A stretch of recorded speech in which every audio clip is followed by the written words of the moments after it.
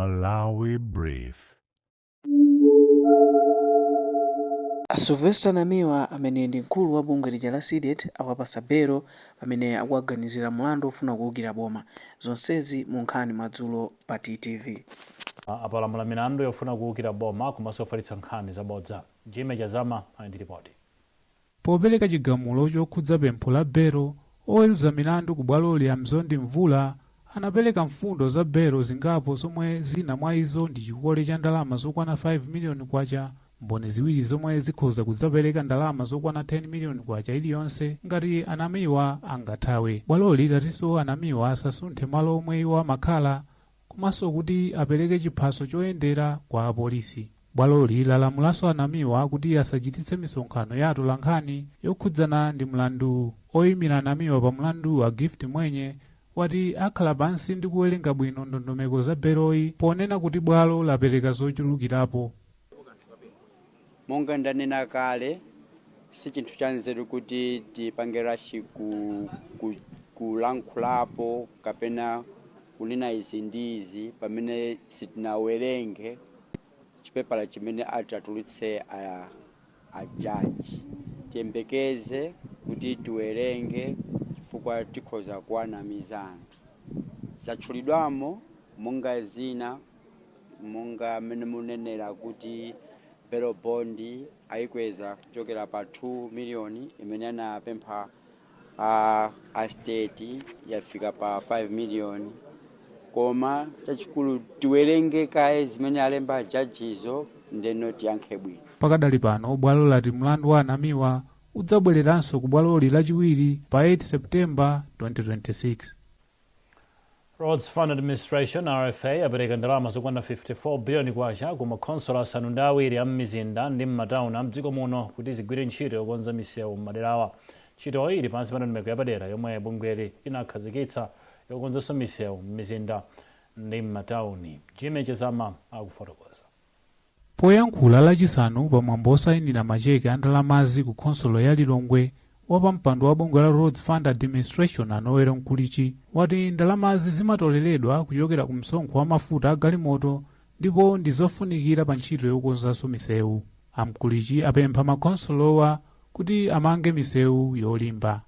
Akuyenera kunena kuti makhonsolo asanayambe kupanga misewu apange ndithu madesign abwino ogwirizana ndi environment ya kumene akupanga misewuko, komanso pazikhala ndithu procurement ya mphamvu osati ya chinyengo, komanso zinthu ngati za corruption zicheperetu chifukwa chimenezozo ziononga kunena kuti misewu yathu isakhale mmene zikuyenera kukhalira.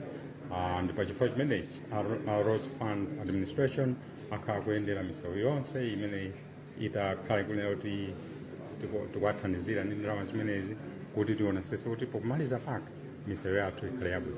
Mtsogoleri wa bungwe la Malawi Local Government Association MAGA Ajomo Osman omwenso ndi mfumu ya mzinda wa Blantyre ati makhonsolowa ayesetsa kugwiritsa ntchito ndalamazi moyenera. Ndenu kwame mazizanga onse kuti tigwirane nawo manja a Road Fund pomwe atibweresera ndalama imeneyi kuti ntchito zomwe zingagwirike zikhale zolimba osati zongopanga ngati kuyesezera kuno komwe kuti wonongeza chifukwa chaka ndi chaka tomangokhalira kupanga misewu yoti inapangidwa kale. Pakadali pano bungwe la Roads Fund Administration lalimbikitsa makhonsolowa kuti amali usanafike mwezi wa March chaka chamawa. Bungwe la Malawi Law Commission ladandaula ndi mchitidwe wa boma ochedwetsa kupititsa ku nyumba ya malamulo omwe aunikiridwanso. Commissioner Rosemary Kanyuka wati izi zikuchititsa ntchito younikanso malamulo izichedwa. Iwo wanapereka chitsanzo cha lamulo lokhudza ufiti lomwe ati linaperekedwa ku nduna za malamulo mchaka cha 2021 koma mpaka pano silinafikebe ku nyumba ya malamulo. Brenda Kayo ali ndi zambiri.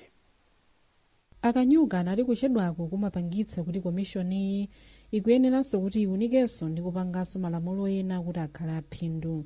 Iwo anayankhula izi pomwe ndunayo na zachilungamo Charles Muhango anayendera maofesi a bungwe la Ombudsman komanso Law Commission. Iwo ali kafukufuku omwe adapeza mchaka cha 2021 adapeza kuti Amalawi ambiri amakhulupirira kuti ufiti ulipo ndipo izi ndizoleredwa kuti munthu ali ndi ufulu okhulupirira zimenezi.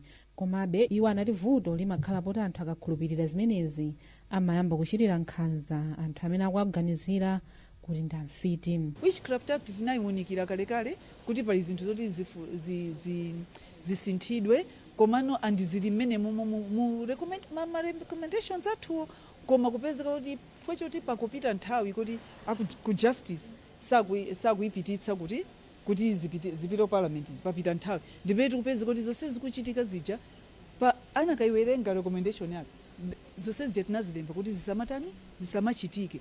Ndipo nduna yona zachilungamo a Charles Muhango anavomereza kuti malamulo ena amachedwadi kuavomereza mu nyumba ya malamulo, komabe iwo anati unduna wawo ukuunikabe za malamulo khudza ufiti omwe bungwe la Law Commission lidapereka ku unduna wawo.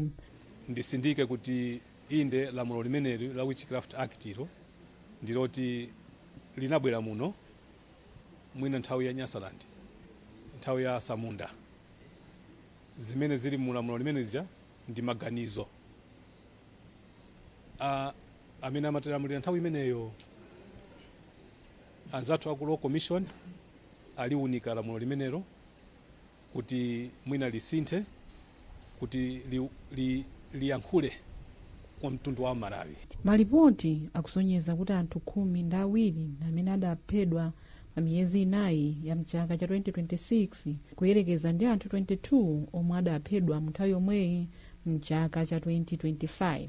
Bungwe la Competition and Fair Trading Commission CFTC lati likukanika kuyamba kugwiritsa ntchito lamulo latsopano loyendetsera ntchito za malonda. Izi ndikamba ka mavuto ena monga milandu yomwe bungweli lili nayo ndochita malonda ena. Lamuloli linakhazikitsidwa mchaka cha 2024 ndipo mwazina linabweretsa zindapusa zatsopano. Kuchoka ku Mzuzu naye Feston Malekezo. Pansi pa lamuloli makampani amafunsidwa kupereka chindapusa cha pafupifupi 10% ya phindu limene apanga pa chaka poyerekeza ndi chindapusa chimene chinali chokhazikika m'malamulo akale. Poyankhula ku Mzuzu pa msonkhano ophunzitsa atolankhani za lamulo latsopanoli, mmodzi wa akuluakulu ku bungweli Agodamaya Marobe anati amalonda ambiri akuona kuti zindapusazi nzokwera. Komabe iwo anati komishoni iyi ili ndi nthambi ya zamalamulo imene ichite chilichonse chotheka poonetsetsa kuti ufulu ogula komanso malamulo a dziko lino sakuphwanyidwa. Timachaja munthu kufikira mpaka na 5% ya zomwe iye wapeza pa chaka. Ikakhala kampani timakhala wachaja kufikira mpaka na 10% kapena kuti 10 la zomwe wapeza pa chaka. Nde makampani ambiri akumaona kuti ndama imene iyi ndiyochuluka, nde ambiri amathamangira ku khoti kuti akatetezedwe kuti asasiye kupanga nkhalidwe imenewo. Ina mwa milandu imene ili ku bwalo la milandu pakadali pano ndiyokhudza mabanki monga FDH, Standard, Nitro Force Limited, CDS Courier Services, Modern Day Cleaners komanso Urban Retailers amene anapatsidwa zindapusa zosiyanasiyana koma anamangala ku bwalo la milandu. Mmodzi mwa atolankhani amene atenga nawo mbali pa maphunzirowa, Jackson Maloya, anati uthenga umene aphunzitsidwa ndofunikira kwambiri popeza kuti uthandizira kutetezera anthu komanso makampani pa nkhani yakagulitsidwe komanso kugula katundu. Ndinganene kuti maphunziro amene wawa atitengera pa mulingo wina pakalembedwe kathu ka nkhani mu nyumba zosiyanasiyana zimene timatumikira. Mwakuti ndili ndi chikhulupiriro kunena kuti kumene kuloweraku anthu akhala kudziwa zenizeni kuti kodi akagula akuyenera kupanga bwanji komanso akuyenera kuthandizidwa mwa mtundu wanji ngati mwina pangapezeke voto. Malinga ndi bungwe la CFTC, ina mwa milandu imene imapalamulidwa mwapafupimafupi ndi monga amalonda kulephera kuyika mitengo ya katundu awo masitolo, kuyika mitengo yosiyana ndi imene imakhala patiwu komanso kugulitsa katundu amene ndiwonongeka. Akuluakulu ogwira ntchito ku nthambi yoona chuma cha boma awalangiza kuti apewe katangale pomwe akugwira ntchito yawo. Mlembi ku nduna wazachuma Patrick Lipava wayankhula izi pomwe sukulu ya Malawi government imaphunzitsa akuluakulu azaizi m'boma la Salima. Brenda Kayo ali nkhani yonse. Alipava anayankhula izi lachinayi pomwe amatsegulira maphunziro amasiku 3 omwe sukulu ya Malawi government yakhoza ndi akuluakulu akunthambi zachuma. Iwo auza akuluakuluwa kuti adzipewa katangale pa ntchito yawo ndipo azigwira ntchito modzipereka. Aziyang'ana kwambiri mapulani a dziko lino komanso kuonesesa kuti chuma cha dziko lino chizigwiritsidwa ntchito potsatira ndondomeko zimene zayikidwa mu bajeti kuti tikwanirise zolinga za dziko komanso athe kugwira bwino ndi anzawo makamaka ku madepartment kumene akugwira ntchito. mkulu wa sukulu ya Malawi Government Louis Dzimbiri nawo anawuzanso akuluakuluwa kuti ntchito yawo ndi yayikulu yomwe imauna zachuma, kotero nkofunika kuti anthu ogwira ntchitowa azikhala okhulupirika kuti aziyendetsa bwino chuma cha dziko. chachikulu ndichofuna kulimbikitsa mauluso a iwo kuti akagwire ntchito bwino ngati ma directors ngati ma deputy directors kuti dziko la Malawi likathe kukwaniritsa zofunikira zake za 2063. ndipo Afasani Nthala Ziwa ndi mmodzi mwa akuluakulu omwe asankhidwa kumene kukhala mkulu mu nthambi yona zachuma. Training iyi ingotikumbusira kuti malamulo amatani, procurement komwe timagula zinthu kuti tikuyenda kugula motani, kuzolipiralipirako kuti tikuyenda kulipira motani mosatira ndondomeko zake zotani. Anthuwa akuphunzitsidwa momwe angagwirire ntchito yawo m'magawo osiyanasiyana. kampani ya Finca Malawi yalonjeza kupitiriza ntchito yothandiza anthu munjira zosiyanasiyana. lonjezo lidaperekedwa mu mzinda wa Blantyre pomwe kampani imapereka zinthu ku wodi ya ana omwe ali ndi khansa pa chipatala cha Queen Elizabeth. mkulu wa Finca Malawi Stephen Gwadira wati iwo anaganiza zopereka thandizoli poona mavuto omwe chipatalacho chimakumana nawo pa ntchito yake. Lero tinaona kuti nchofunikira tifike kuno chipatala cha Queens kuti tidzasapoti kana zathandize ana athu amene akuvutika ndi matenda a kansa kuno ku wodi ya kansa. Tinaona kuti takatugwira ntchito zathu muno Malawi pa zaka zoposera 30 ndipo tinaona lero tidzakhale nawo tikudziwa kuti matenda a kansa ndovuta koma tilimbikitsenso ma guardian komanso kuthokoza ntchito yabwino imene anthu akuchipatala kunoko akuigwira pa nthawi imeneyi. Tini maganizo oti tipitirizabe ntchito imeneyi kuthandiza nzipatala zosiyanasiyana kuti anthu amene amavutika mchipatala athandizirepo moyo wawo. Tili ndi ma branch athu maboma ndithu ambiri ma branch 22 kumene kukuso tipitiriza ntchito ikugwira nawo nzipatala zosiyanasiyana. Agnes Mpinga Nyondo amang'anira wodi ndipo anathokoza kamba ka thandizoli. Thandizo limene atipasa Finca Malawi lifika ndithu kwakuya chifukwa ana athu amene ali ndi vuto la kansa amati akabwera amakhala nthawi yayitali chifukwa chokuti treatment yawo imatenga nthawi yayitali kuti amalize ndi amakhalitsa choncho amakhala kusowekera zinthu zambiri pa moyo wawo wa tsiku ndi tsiku.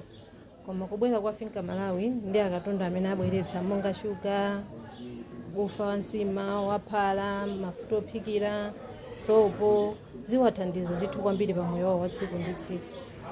Anthu amene ndanenera kuti amachokera kutali azibale awo ena sakwanitsa kuti abwere adzawaone komanso ena amatha kumatumizira chithandizo inde koma amafika pena poti no chithandizo chija samabweretsanso ndi amakhala akuvutika mu njira zosiyanasiyana.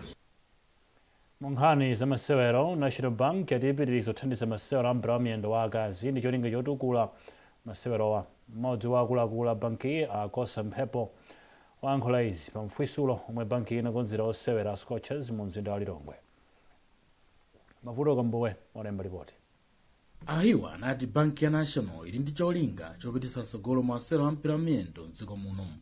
Iwo anati ndi okhutira ndi mmene timu ya Scorchers yachitira ku mpikisano wa AFCON m'dziko la Morocco. Chinthu football chapanga unite a Malawi chatipatsa ife reason yoti tivine tisekelere tiwale mavuto ena komanso we're very proud of the girls and tikuonanso kuti mmene akuta ku Brazil tilinganganga pambuyo pawo. Ndipo pa mpando wa bungwe loyendetsa masewero a mpira wa miyendo m'dziko muno la FAM, Alfredo Duhaya anayamikira banki ya National kamba kotukula masewero a mpira wa miyendo m'dziko muno. Amene watu sikuti ayamba pano chifukwa chokuti Scorchers achita bwino. Amene analipo anakhulupirira asikana athu anakhulupirira vision imene FAM tinali nayo yonena kuti titapereka mwayi kwa ana amenewo atha kuchita bwino. Ndipo takhala tikunena mobwereza kunena kuti ngati kuti tili ndi timu panuba imene ngatengere ku World Cup mwina musataya nthawi kwambiri ndi imene ya asikana athu apanga chimenechi. Ndipo ife tiyamikira National Bank kunena kuti anakhulupirira vision yathu titatumizira and they supported us. Mlendo olemekezeka Wambowu anali nduna za masewero achinyamata komanso chikhalidwe Alfred Gangata. Ndipo Gangata anayamikiranso banki ya National chifukwa chopititsa patsogolo masewero a mpira wa miyendo m'dziko muno. banki ya national idapereka ndalama zokwana 450 miliyoni kwacha zothandizira masewero ampira wamiyendo mdziko muno koma osewera ake akazi chaka chatha.